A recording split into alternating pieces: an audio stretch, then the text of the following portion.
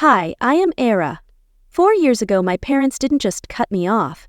They orchestrated a ruthless campaign to erase me, stripping my tuition, accounts, and identity, only to resurface now with hollow promises of reunion. But when I uncovered their calculated betrayal, I unleashed a truth so explosive it shattered their facade in a courtroom showdown they'll never forget. Before we dive in, what time are you listening and where from? Drop a comment below because this story might echo something you've lived through too. The message came on a Thursday morning, tucked between spam emails and a recipe newsletter I'd forgotten to unsubscribe from. It was from my father. "We miss you. Maybe it's time we reconnect." No subject line. No "hi, honey." Just that. I stared at it. 3 sentences that should have felt warm, should have pulled at some buried longing, but all I felt was the cold certainty in my chest. "You're not fooling me," I thought, their words a trap cloaked in nostalgia, the kind that used to hit me when I walked into a room full of people who acted like I wasn't there, and just like that, I was back in Boulder, Colorado again 4 years ago, January. The dinner wasn't technically a birthday party, just a family gathering for the twins, as my mother had insisted on calling it in the group text. But from the moment I walked in, it was clear. This was Aurelia's night. There were gold balloons that read A table cards with her name in looping cursive. Even the cake had a shining star piped in buttercream. I stood by the coat rack, coat still on, watching my mother adjust the candles on the long table. She was wearing her burgundy dress, the one she saved for photo ops. "Don't just stand there, Era," she called without looking at me. "Help Aurelia with her sash." "Ha ha ha, you're already sidelining me." I realized her command a deliberate slight. Her sash. Aurelia was being helped into a pale silver satin wrap, laughing with 2 of our cousins. She looked like someone out of a bridal catalog. Flawless skin, long limbs, and that easy way of talking that made people lean in and nod. No one looked at me. No one ever did. Dinner started. Everyone sat according to a chart my mother had made, Aurelia front and center between Dad and Uncle Finn. I was placed at the end, right next to the kitchen door where the staff kept brushing past with plates. Aurelia's setting had a napkin folded into a rose. My spot had a paper napkin half unfolded, one corner stained with lipstick. I blinked. It felt absurd, childish, like something out of a sitcom. So I picked it up, smoothed it flat, and tried folding it to match hers. Took me 6 minutes. Nobody noticed. "You're making me invisible," I thought, the napkin a silent cry for recognition. When the champagne came out, I already knew what was coming. My father stood glass raised and began the toast. "To our pride and joy, Aurelia. You've made us so proud watching you grow into the woman you are today. It's been the greatest blessing of our lives." The room clapped. People turned to smile at her. She blushed, murmured something humble. My mother dabbed at her eye. I sat frozen. My name hadn't been spoken, not once. I glanced down at the napkin I'd folded, now slightly torn at the edge, and quietly pushed back my chair. I muttered something about needing to call a friend. No one stopped me. No one even looked up. Outside, the January air hit like a slap. I stood there on the porch, hands bare, breath sharp in my chest, and I knew I wasn't coming back. They'd made it clear I wasn't one of them. I was a placeholder, a footnote in someone else's story. So I packed that night, took the bus the next morning, left the key on the counter, no note, no goodbye. "You discarded me," I whispered to the cold, their rejection a wound that would scar. And now, 4 years later, he thinks he can just say, "We miss you." I never reply, but I remember exactly why I left. I hovered my cursor over the message again, not clicking, just staring. It sat there like a ghost, quiet, vague, pretending not to carry the weight of 1,000 sharp silences. "We miss you. Maybe it's time we reconnect." Funny, because before silence there was something worse. There was punishment carefully wrapped in the language of family values. I remember being 20 and naive enough to believe that fairness had a place in our house. It was a Friday afternoon. Aurelia was poking fun at our cousin Lila, something about her weight and the way she dressed for her job at the bookstore. Everyone laughed. Everyone except me. I'd stood up, voice steady, and said, "That's not okay. She's working and paying her way. That takes a lot more strength than standing around making fun of people." The room went still. Aurelia blinked at me like I'd grown a second head. My mother's lips tightened. "You're marking me as the enemy," I thought, their silence a prelude to punishment. That night, nothing happened. No arguments, no apologies, just smiles stretched too tightly and a weird stillness at dinner.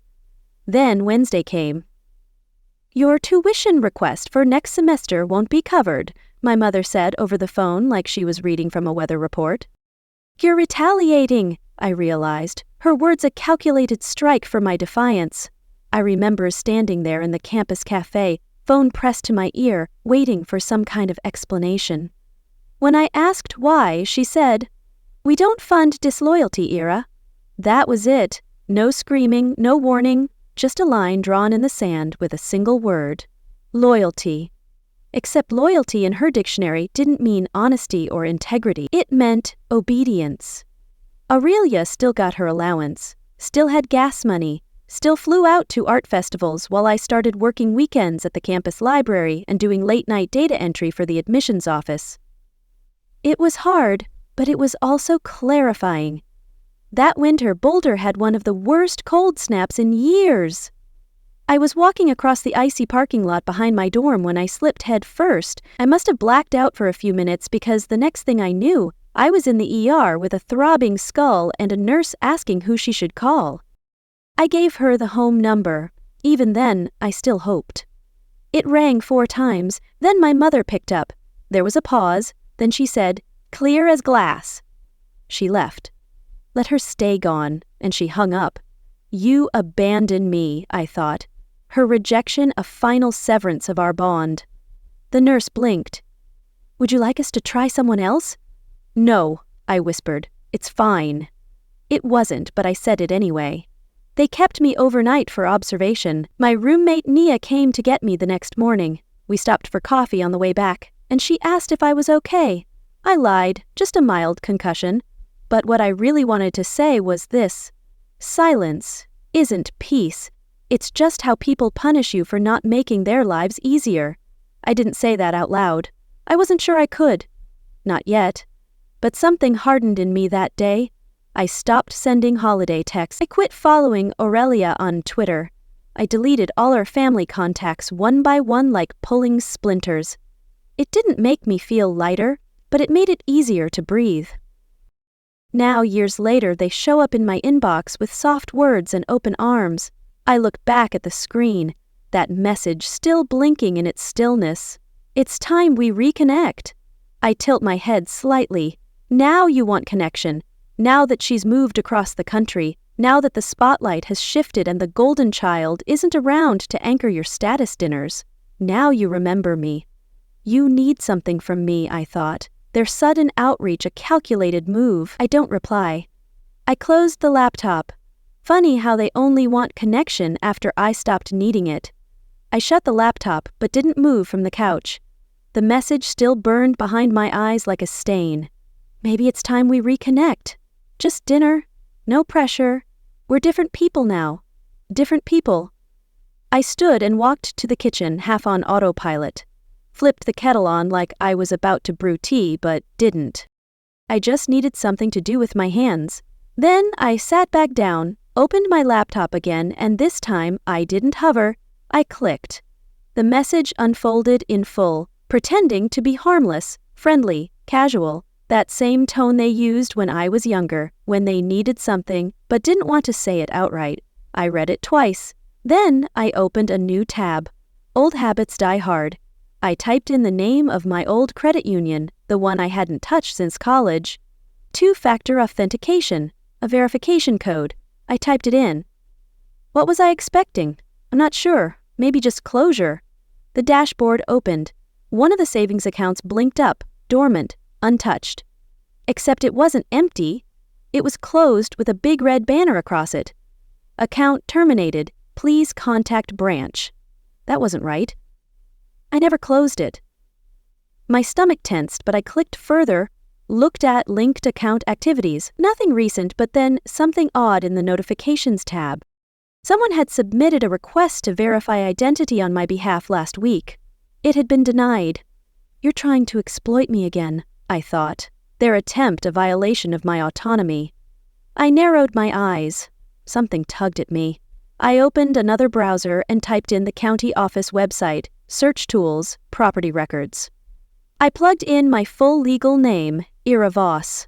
Bingo, request for co-signature on home refinance. The same house I grew up in, submitted by my parents 3 weeks ago. I leaned back in the chair, heart pounding, but not surprised. Not really.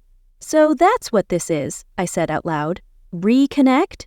No, try relevant, technically listed on that deed back when Grandpa left it to all of us, and they forgot to remove my name when they bought out the other shares. Cheap, shady, but legal, and now they needed me.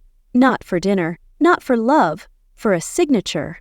I should have laughed, but it didn't feel funny, it felt familiar. I closed the tab, opened my email, needing a distraction. At the top of my inbox sat a message from a foundation I didn't recognize. Subject line, "Thank you for your generous contribution." I clicked browse, pinched. It was a formal letter. Professional, well-written. Dear Miss Ira Voss, thank you for your generous $7,000 contribution to the Women and Youth Leadership Gala. Your support makes all the difference. It went on, filled with language about empowerment, community outreach, and the honor of having Aurelia Voss serve as the evening's spokesperson. I blinked. I didn't donate a dime, but there was my name right there in print, so I searched it. The event, the photos, the guest list. Sure enough, there she was. Aurelia, standing at a podium dazzling in some emerald-colored dress, holding a glass trophy beside her name on the placard. Funded in part by Ira Voss. Unreal, no one had even called me. I hadn't been invited. I didn't even know the event existed, but there I was on the brochure, on the donation list. They used my name like a resource, a prop. You've stolen my identity, I thought. Their misuse, a brazen theft of my reputation. And why not?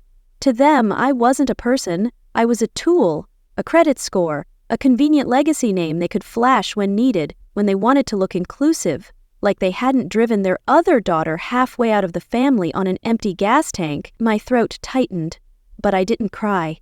Not this time. Instead, I sat still, breathing in the full, ugly truth of it. They didn't want me back. They wanted what I still legally represented. The bank account, the signature, the last shreds of credibility I hadn't realized they were still holding on to. I stared at the message again. Maybe it's time we reconnect. I deleted the draft I'd started earlier. Not replying felt different now. It didn't feel like avoidance. It felt like a choice, a powerful one. No one gets to ghost you and then act like they're reaching out of kindness. I shut the email. Then I stood and walked to the closet, pulled down a hard drive from the top shelf, plugged it in, clicked open a folder I hadn't touched in years. Things they forgot I kept. Old photos, screenshots, letters. One particularly telling email from Aurelia accidentally forwarded to me in college. So many receipts. Not just proof, context. I didn't know what I was going to do with it yet, but I knew I wasn't deleting anything. They wanted to reconnect? Good. They should be reminded who I am. They forgot. I don't forget. I'm ready to fight back, I vowed, the folder a vault of my resilience. That thought circled in my chest long after I'd closed the laptop. I stood still for a moment, letting the silence of the apartment wrap around me like a weighted blanket. But silence doesn't always mean peace. There's something quietly terrifying about realizing your absence wasn't just unnoticed. It was rewritten. I crossed the room to the small filing cabinet tucked beside my desk, the one I never opened unless I was feeling brave or furious. Tonight, I was both. Inside was a hard copy of every document I'd scanned over the years. I grabbed the blue accordion folder marked Personal 1618, flipped it open, and started sorting papers across the dining table. The first stack was from when I got my driver's license, age 16. Dad had taken me to the used lot on Valmont Street. "It's time you had your own car," he'd said. The title said it loud and clear, registered owner, Era Voss. I remembered how proud I was. I'd even kept the pink slip in a protective sleeve like it was a diploma. Then I picked up the second paper, dated barely 9 months later, 3 weeks after I'd moved out for college. Title change request, ownership transfer to Aurelia Voss. My chest tightened. I never authorized that. I never even knew it happened. You stole my first victory, I thought. The transfer a betrayal. I kept going. Bank account statements from a shared savings account opened when I was 15. One, my parents insisted I keep for emergencies. It had $428.00 when I left for Boulder. 1 month later, emptied, then closed. The new account number had Aurelia's initials. There was no letter, no call, not even a "just so you know." They hadn't just let me go, they'd been replacing me in real time. The paper trail told the truth. They didn't cut ties. They reallocated them. I moved slower now. Each document another quiet slap to the face. 100 little betrayals lined up like soldiers. And then, in the folder labeled College Savings, I found it. A printout from when I was 11 years old. Dad had opened the account at Colorado First Credit Union, even took a photo with me holding the starter check. "Your future's in here," he'd said. I remember that I deposited every babysitting dollar I ever made. Now, balance $512.00. I logged into the account portal to double-check. The transaction history unfolded like a punch to the ribs. $3,000.00. Art Academy application fee, $800.00. Flight to LA, $2,200.00. Apartment deposit in Los Angeles, $5,500.00. Boutique designer wardrobe essentials, all within a 7-week period. Recipient listed. Aurelia, Aurelia, Aurelia, all from my account. I pressed my knuckles into my temple and tried to remember if I ever authorized access. I didn't.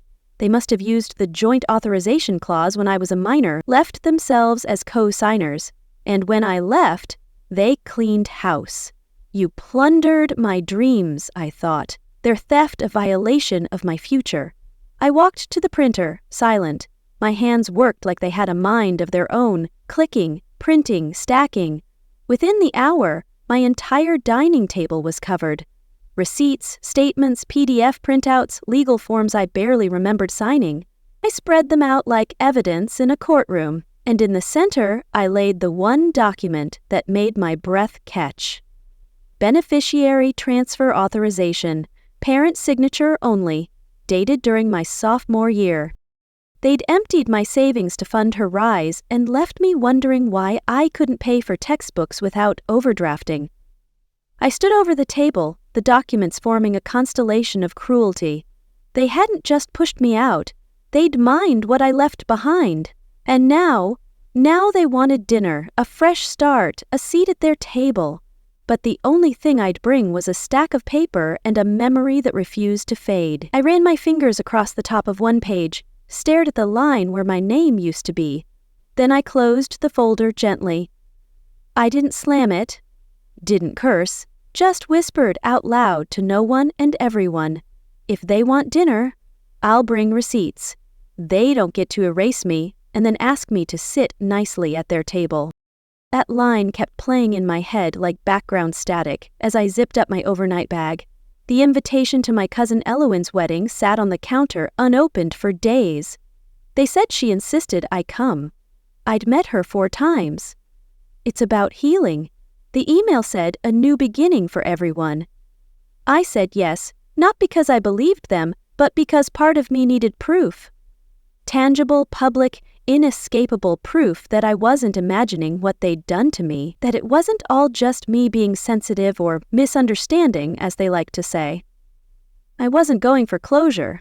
I was going for clarity. The venue was in Boulder, back where everything started, a converted barn with string lights and a faux rustic vibe that made everything look like a catalog page. At check-in, the woman at the front table handed me a card.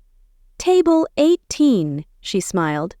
Down that way. I followed the direction of her finger and stopped halfway.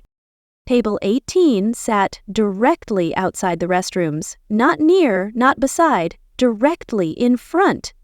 So close I could hear the toilet flush and someone complain about the smell and the place card, Erin, E-R-Y-N. I picked it up slowly, as if maybe the ink would magically reorder itself into the name I'd carried my whole life. "That's not my name," I told the server, my voice steady. He glanced down, looked mortified. "Oh, I'm sorry. That's what the family submitted." "You're rewriting my identity," I thought, the misspelling a deliberate erasure. Of course they did. I placed the card back down. Even now I was a typo in their story. From my seat I could see the bridal table, front and center, bathed in soft golden lights. Aurelia sat at the far end, legs crossed, skin glowing, laughing with a fork in one hand like she'd never known struggle in her life. A man leaned in close to whisper something in her ear, and she threw her head back in that perfectly choreographed way she always did. And for a second, it hit me. Not jealousy, not even bitterness, just exhaustion. I stood and walked outside. The air was sharp, cold enough to bite, but I needed the silence. My breath formed small clouds in front of me. I leaned against the wooden railing of the porch, the music inside faint and tinny. And that's when I saw it. A faded line of ink barely visible on my inner wrist. I hadn't noticed it in years, but under the string lights it caught the faintest glimmer. "You are not invisible." I wrote it on myself every week in college with a fine point Sharpie. It was a ritual before exams, before interviews, sometimes just to survive Wednesdays. I thought it had long faded. Apparently not. I looked at it now and felt the weight of every night I stayed silent. Every time I swallowed my words instead of letting them fly. Every time I thought if I just kept my head down, someone might finally notice me standing there. But silence doesn't save you. It buries you. "I won't be buried again," I vowed. The ink a reminder of my resilience. I started walking toward the parking lot. My heels clicked against the gravel like a metronome counting down to retreat. I was halfway to my car when I stopped, literally stopped, like someone had grabbed my shoulders from behind. And suddenly I was back in the ER years ago, staring at the nurse who asked if I had someone to call. I had dialed home. I had tried. She left. Let her stay gone. I stared at the horizon, the sun now dipping behind the pines. They'd already written me out. Walking away again wouldn't teach them anything. It wouldn't protect me. You walk away once, they think it's permission to erase you again and again. Not this time. This time I wasn't leaving. Not emotionally. Not legally. This time, I was watching and I was collecting. That night, back in my apartment in Denver, I changed into sweatpants, poured myself a cup of tea, and opened my laptop. I didn't write a letter or a reply. I searched Colorado family law attorneys. It wasn't about revenge. It was about documentation, clarity, protecting whatever pieces of me they hadn't already carved up and passed around like wedding cake. I made a list. Assets, accounts, property, shared investments, anything that could be tied to my name because they wanted peace, but I wanted the truth. "I'll expose your lies," I declared, the list a blueprint for my fight. They wanted peace. I wanted the truth. And truth doesn't come with flowers or candlelight. It doesn't show up wearing a soft sweater and an apologetic smile. It starts in silence, in the long stretched moment after someone says, "We did." That morning, I sat at my kitchen table with a half-empty mug of coffee and a heart that had gone colder than anything in the cup. I opened my laptop, staring at the bookmarked folder labeled Personal Finance Active. I had been thinking about moving, starting somewhere completely fresh. Maybe Utah, maybe New Mexico. Just far enough where family wouldn't be able to accidentally run into me at Whole Foods. I filled out the first steps of a mortgage pre-approval, uploaded the requested documents, and hit submit. I figured I'd hear back in a few days, but it only took 30 minutes. Denied. Significant derogatory item. $22,500, 0 cents unpaid revolving credit. Opened, 2010. I blinked at the screen. I hadn't even owned a credit card in 2010. I was 16, still taking city buses to Boulder Community College, still working the front desk at the student library, still counting quarters for ramen and loose-leaf tea from Walmart. I called the number on the report. A robotic voice guided me through menus until a live agent answered. "Can I help verify the debt?" I asked. He pulled up the account. "This was opened under your name and social security number. The card was issued to a secondary user, Celine Voss." I froze. "My mother?" I asked, though I already knew. "Yes, ma'am. It was used primarily for travel expenses and rent in Los Angeles. There are also charges at Nordstrom and a media agency. That was Aurelia's first internship. The big Los Angeles summer they used to toast at dinner parties. I remembered her photos, the hotel suite, the designer bag she swore she bought on sale. They didn't just steal money, they stole my future access to it. You've sabotaged my future, I thought. Their fraud a calculated assault on my stability. After the call, I sat for a long time, not thinking, just existing. A stillness you only enter when something foundational slips out from under you. I wasn't even angry yet, not then. That came later, much later. Later that night, around 10, I was brushing my teeth when my phone buzzed. A message request from a name I didn't recognize at first. Kaya, last name familiar though. She'd gone to college with Aurelia, used to be on the speech team. I think the message said, "Hey, I know we've never spoken, but I thought you should hear this. Someone tagged me in this old clip tonight and I remembered who she was talking about." Attached was a link to a podcast episode dated 4 years ago. The clip opened mid. Aurelia's voice, unmistakable. My sister. Oh God, my mom always said she was a mistake, but we kept her around. She was useful, like she'd do the boring stuff so we didn't have to. Another laugh from the host this time, and she didn't mind. Who knows? She never really spoke up. She was just there. The clip ended. I stared at the screen. The toothbrush was still in my hand. Useful. A mistake. Just there. I didn't cry. Instead, I opened my computer again and attached the audio to an email, sent it straight to my lawyer with one line. If they want a legacy, they'll need to spell mine right this time. You've exposed your cruelty, I thought. The audio a damning testament to their disdain. By morning, my attorney had replied she was drafting a formal inquiry into the family trust, something about asset tracing and potential misuse of dependent accounts. "I don't need their money," I wrote back. "Understood," she said, "but you're entitled to what was done in your name." And I was. I wasn't after revenge. I was after documentation, paper, proof, not because I needed validation anymore, but because people forget. They lie, they shift timelines, they soften memories. But ledgers don't forget. Signatures don't lie. And credit reports, they remember everything. So I gathered it all, PDFs, scans, screenshots, voicemails, every trace they thought had disappeared into silence. If they wanted silence, they should have never left me receipts. I didn't scream. I moved. And sometimes movement is louder than any outburst. Sometimes motion, measured, strategic, unapologetic, is how you shift the ground beneath their feet. My attorney had barely hit send on the request letter before the tremor began. It wasn't a lawsuit, not yet. It was just a question they couldn't afford to answer honestly. Please provide a certified copy of the original last will and testament of Mr. Torrin Voss, dated prior to 2014. That was it. That one sentence, and yet I knew the moment they received it because Aurelia posted a photo that afternoon, her and Mom clinking glasses over oysters at the Pearl Hotel in Boulder. Legacy lunch. The caption read, "Legacy, interesting word for people who altered someone else's." I called my grandfather's former attorney the same day.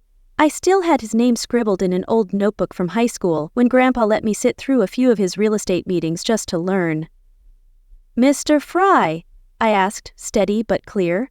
There was a pause, then warm recognition. "Well now, Ira, you sound older than I remember." "I am," I said, "and I need your help." We arranged a call. He remembered me clearly, remembered my grandfather's version of the will, even more. "There was a copy," he said, "where your name was the only successor." "Soul." My throat tightened. "And then your mother and Mr. Oren came in requesting a redraft. Said Torin had verbalized new wishes, but I never heard that from him directly." He hesitated. "I kept the original for record purposes. I'll have the office send you a certified copy." I exhaled, not relief, just confirmation. They didn't just forget me, they rewrote me. And now they were going to feel what it meant to be remembered properly. I'm reclaiming my truth, I thought, the copy a weapon in my arsenal. That weekend, I visited Aunt Lyric. She still lived on the south end of town in the same split-level ranch house with the yellow shutters and the creaky porch swing. She'd always been more Switzerland, distant but not cruel. We made tea, sat in the kitchen, small talk, nothing sharp. Then, while heading to the guest bathroom, I passed her living room mantel. Family photo, all of us. Thanksgiving, maybe 2016? Aurelia's curls were perfect as always. Dad wore one of those sweaters that looks like it came from a catalog. And in the middle, right above where I knew I'd been standing, a sticker. One of those silver, reflective, smiley face ones teachers use on spelling tests, stuck right over my face. I blinked. Surely not.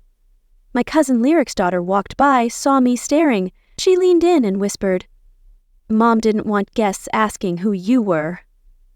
My jaw clenched. Not even my silence was safe anymore. They didn't just want me gone, they wanted me erased. "You've erased my existence," I thought, the sticker a final insult to my presence. When I got back to Denver that night, I stared at the photo I'd snapped on my phone. I debated posting it, letting the world see just how small I'd been made to feel, but I didn't. I sent it to my lawyer instead with a note. "This is how they remember me." She responded within an hour. "Thank you. It tells the court more than they ever will." And I knew she was right. Still, that night I sat at the edge of my bed, scrolling through old messages, saved voicemails, even screenshots. I wasn't collecting for a lawsuit. I was collecting for the younger me. The girl who begged to be seen and kept being told she was too sensitive, too much, or making drama. That girl deserved a file folder with her name on it spelled correctly. Just before midnight, my phone buzzed. A text. It was my cousin again. "I see you. I always did. If you need a witness, I'm here." I stared at the message for a long time. Then I typed back, "Thank you. I might." And I meant it. They wanted a quiet rewrite. I brought back the original script. But they didn't stop there, because people like Celine Voss never end things cleanly. They don't walk away. They strike first. And when they sense you've built something solid, something their stories can't stain, they reach for the one thing you've already had to fight for: your name. The email landed the night before the hearing. It was sent anonymously to the board of my nonprofit. Blind copy to all 7 directors. Subject line, "Urgent concern regarding executive leadership."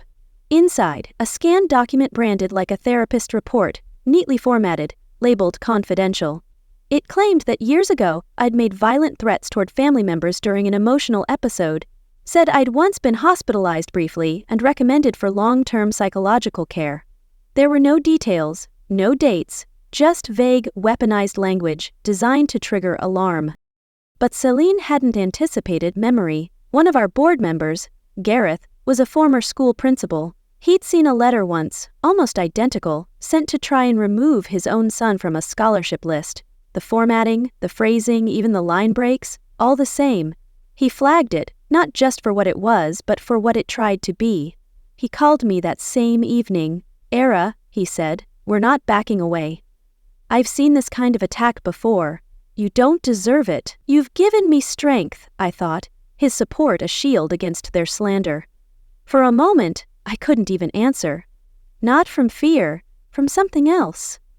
For the first time, someone stood in front of me before I had to stand up for myself. The hearing still loomed the next morning, but that night I slept because even lies, when exposed early, don't survive sunlight. The next week, our nonprofit hosted a small donor gala in Denver. Nothing flashy, just community support, volunteers, and stories of the work we'd done together. As I walked between tables, I noticed something quiet, something simple. Each napkin had been folded into the shape of a rose. The same fold I'd done 4 years ago in silence, with a crumpled paper napkin, trying to make myself feel like I belonged. This time they weren't crumpled. They were crisp, blue, symmetrical. A teenager in a volunteer vest asked, "Hey, why roses?" I smiled, because even what's meant to be thrown away can still be shaped into something beautiful. She nodded slowly, then grinned. "That's cool." I moved on, but her question lingered, because I hadn't realized until just then how much I'd changed the ending. At the courthouse in Boulder, the air was sharp with late fall chill. Not winter anymore, but not quite warmth either. They showed up, of course. Celine in a navy suit, sunglasses that didn't quite hide her disdain.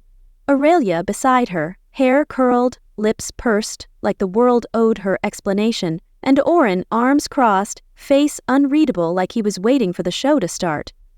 But there wasn't going to be a show. There was going to be a record. Inside the chamber, my lawyer stood with me. The judge asked if I had anything to present. I nodded. She handed over the certified copy of my grandfather's will, the one drafted before revisions, the one where I was named sole successor to his education endowment fund, a fund meant to sponsor first-generation students, the very thing I'd built my nonprofit around. Then I stepped forward and I said only this. This clause was changed without the testator's direct consent. I am not asking for reversal. I'm not seeking retribution. I'm entering this into the record because legacy is more than dollars, it's truth. Then, I reached into my folder and pulled out a signed waiver. I don't want the money, I said. I want the name back. Silence. The kind that doesn't feel empty, but exact. My name had been erased from the will, but it would be printed on that court transcript beside the words original successor. And no one, no narrative could alter that now. Outside the courthouse, Aurelia caught up to me. "So what now? You feel superior?" she hissed. I paused, turned toward her. "No, just finally equal," I said. "That's worse for you. You've lost your throne," I thought, her anger a sign of her crumbling control. She didn't reply, but the look in her eyes said enough. The control she'd been raised on, the hierarchy she thrived in, didn't hold anymore. We were the same, 2 daughters of the same mother. Only difference, I stopped needing their approval and they never stopped chasing control. They wanted me erased. I left a signature instead. And still no apology, not even an attempt. What came next wasn't some grand unraveling, no explosive fallout, just a whimper wrapped in fake grace. Seleme's email arrived 3 days after the hearing. Subject, possibility of reconnection. The message was short, sterile. We've been thinking of attending one of your nonprofit events. We believe in healing, let us know. There was no mention of the forged letter, no ownership of what they'd done, just a lazy hand extended, not to rebuild, only to reposition. I left it unread. Letting it sit in my inbox was its own kind of reply.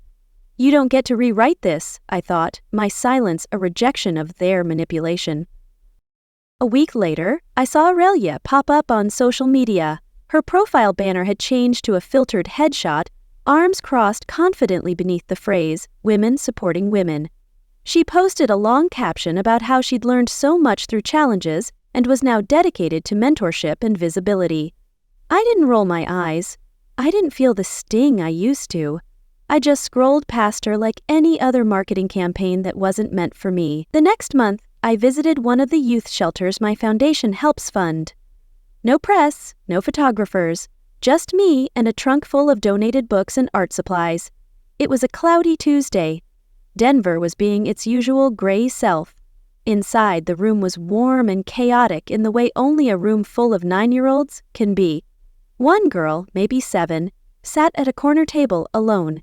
She had a juice box, a crooked smile, and a napkin she kept folding with careful fingers. She looked up when I approached. "Look," she said, holding it up proudly. "It's a rose." It wasn't quite symmetrical. The fold was off and one corner poked out, but it was hers. I knelt down beside her. "It's beautiful," I said, meaning every word. "You didn't copy anyone. You made your own kind." She beamed, and for a second, I saw myself. Not the girl at the dinner table folding her shame into a shape that wouldn't cause a scene, but someone new, someone who didn't have to earn space, didn't have to mimic others to be safe, someone with her own kind of beautiful. I didn't respond to Celine, didn't block her either. Some ghosts are more powerful when you let them knock on a door that won't open. The legal request I filed was granted. My name was reinstated in all public records tied to my grandfather's educational endowment. The revised documents now list me not only as founder, but as intended successor. I never touched a cent of that fund. Instead, I accepted a board seat, earned, not inherited. And I made one recorded statement at the closing meeting. I didn't burn down their house. I just stopped trying to knock on the door. Later that month, I cleaned out a drawer in my closet and found an old journal, the kind with soft edges and pages I'd once filled with quotes and messy dreams. On the first page, faint but still visible, was the ink I'd written over and over in college. "You are not invisible." I ran my fingers over the letters. It didn't sting anymore. Now it was a reminder, not of pain, but of the quiet promise I'd kept to myself when no one else did. I don't pretend everything's tied up in a bow. Aurelia will always be Aurelia. Celine will always believe she did what was best. But I no longer wait for that to change. Some families teach you who you are. Others teach you who you'll never be. And both are teachers. Do I forgive them? I'm not sure. But I remember, and that's enough. "I am Era and I am whole," I whispered, my heart scarred but unbroken, carrying a truth they could never erase.